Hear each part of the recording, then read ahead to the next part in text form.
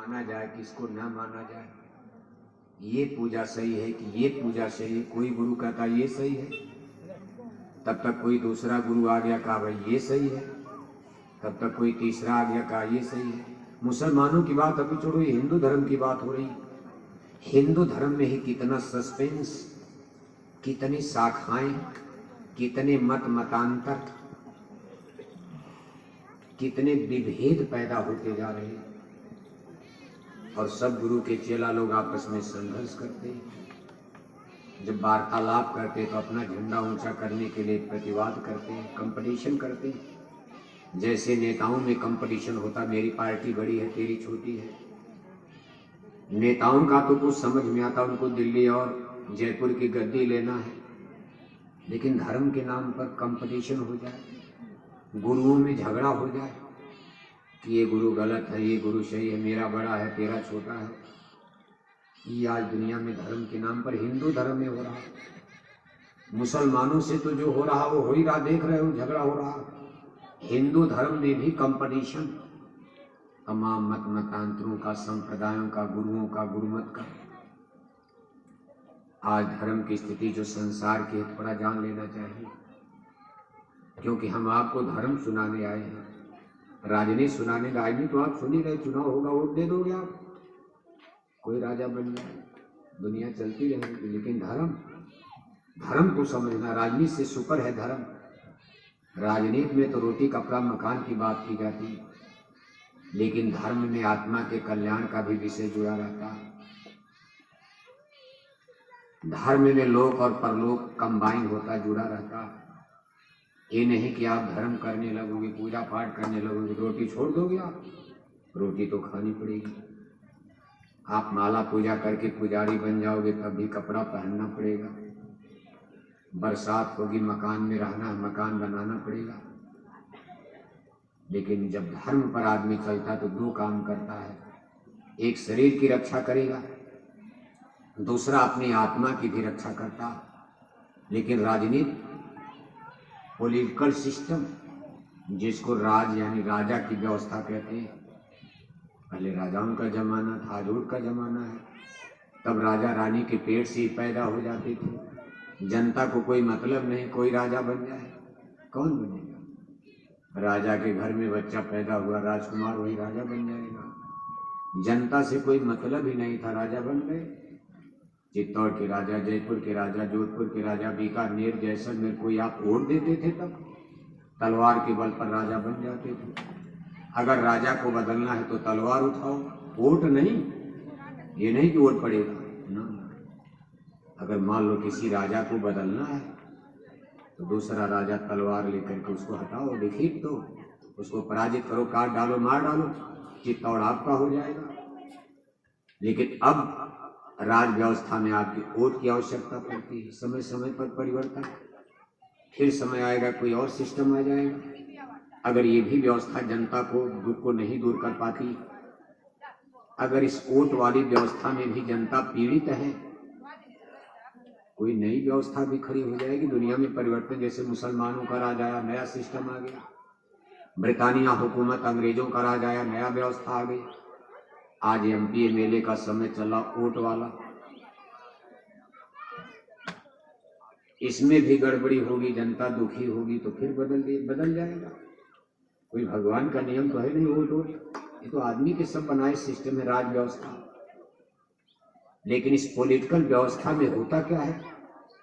जो रोटी कपड़ा मकान का इंतजाम, न्याय और रक्षा का इंतजाम, इन राजा वह काम करेगा कि जनता का भरण पोषण, आराम से इनका पेट भरे, इनको बढ़िया से कपड़ा मिले, सबके घर मकान बढ़िया बन जाए, इनके बाल बच्चों को शिक्षा, इनकी दवाई पढ़ाई का इंतजाम हो जाए, कोर्ट कचहरी अदालत में जनता को, गरीबों को न्याय मिले, बहन बेटियों की रक्षा हो, इज्जत आबरू मान सम्मान सबका बचे। राज व्यवस्था इतनी करती, लौकिक सिस्टम इसको कहते हैं।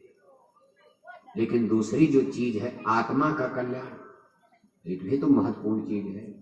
मानव जन्म पाके तो रोटी खाते रहोगे और कल मर जाओगे तब क्या होगा? जिस शरीर को रोटी दे रहे हो तो कल मरने वाली है, मर जाएगी, पिट जाएगी, कट जाएगी, पिट जाएगी। जिस शरीर को सजा रहे, संवार रहे, बढ़िया बढ़िया कपड़े, बढ़िया बढ़िया भोजन, बढ़िया बढ़िया घर मकान, एक दिन इसको ले जाकर लो आग में जलाएंगे। सोचा कभी आपने? जिस शरीर पर आपके जीवन का इतना समय, इतनी मेहनत परिश्रम से इस शरीर को सुंदर बनाने के लिए, निरोग बनाने के लिए आप प्रयास कर रहे हो।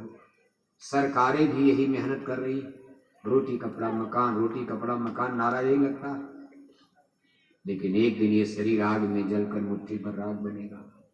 सूरज की तरह से चमकता हुआ चेहरा, सोने की तरह से चमकती ये काया शरीर, एक दिन आग में जलकर मुट्ठी भर राख बन जाएगी, मिट्टी मिट्टी में मिल जाएगा।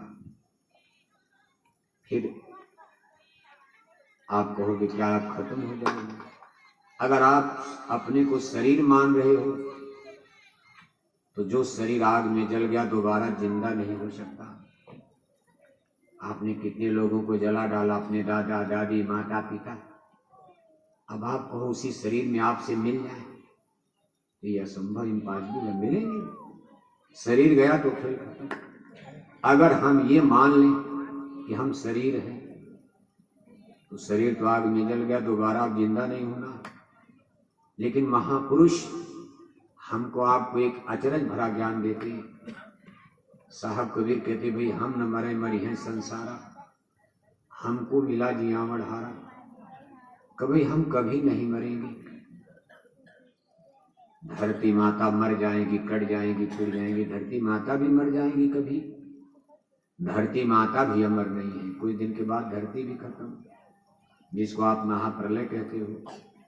आसमान में चंदा मामा भी मर मिट जाएंगे, सूर्य भगवान भी मर जाएंगे, आसमान में सारे स्टार्स तारे भी मर पिट जाएंगे, कट जाएंगे, खत्म हो जाएंगे।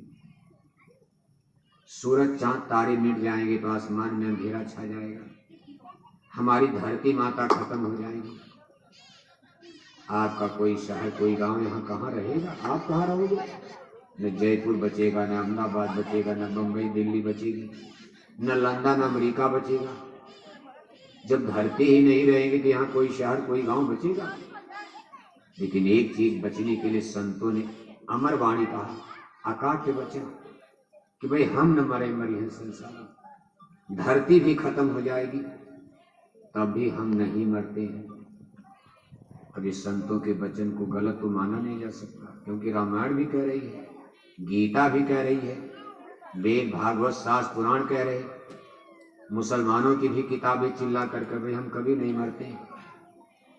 हम का मतलब क्या हुआ? हम का मतलब शरीर नहीं है, हम का मतलब स्पिरिट यानी आत्मा है। आत्मा कभी नहीं मरती। इसी को महापुरुष कहते भाई हम कभी नहीं मरते। यानी आप एक आत्मा हो, जीवात्मा, स्पिरिट, सोल, रूह। और शरीर के मर पिट जाने के बाद भी आत्मा आपकी जिंदा रहेगी। समस्या खत्म नहीं हो सकती। जो आत्मा सदैव जिंदा रहेगी, महापुरुष कहते थे उसके लिए भी कुछ करो आप। उसके लिए कोई घर और बना रहे हो? कहाँ रहेगी? ये घर मकान तो आपका छूटने तो शरीर का विषय है, ये सब यही छोड़ दोगे आप। आत्मा के लिए कोई घर मकान, आत्मा भूखी रहेगी, प्यासी रहेगी। आत्मा के लिए कोई घर मकान नहीं तो रहेगी कहाँ? और ठिकाना क्या होगा? जो अपना कोई, जैसे यहाँ कोई घर मकान नहीं बनाया, थक्कर बनकर, साधु बनकर, भिखारी बनकर, जो भिखारी घर नहीं बना पाते, कहीं पेड़ के नीचे भीग रहे हैं, कहीं जंगल में भटक रहे हैं, कहीं धर्मशाला में रात बिता लेते हैं, कहीं सड़क के किनारे भीख मांग कर 2 रोटी खाया वहीं सड़क पर सो रहे हैं।